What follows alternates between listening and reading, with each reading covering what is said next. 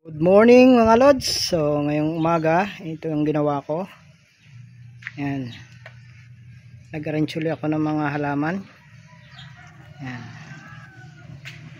May kubo na tayo. Yan. Halaman sa baba, sa gilid. Yan. Yan, dito natin ipopwesto ang mga upuan. So mamaya pakikita ko rin sa inyo ang pag dumating na yung upuan. So ito muna ang landscape natin ang ginawa ko ngayong umaga. Yan. Yan.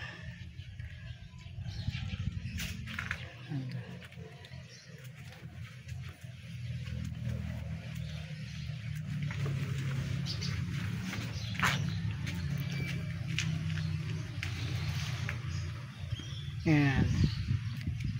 Actually may kubo dyan. Maglalagay tayo ng mga upuan mamaya. Yan. Ito muna ang ating halaman, ang in-arrange. Mapakpaklawin. Yan.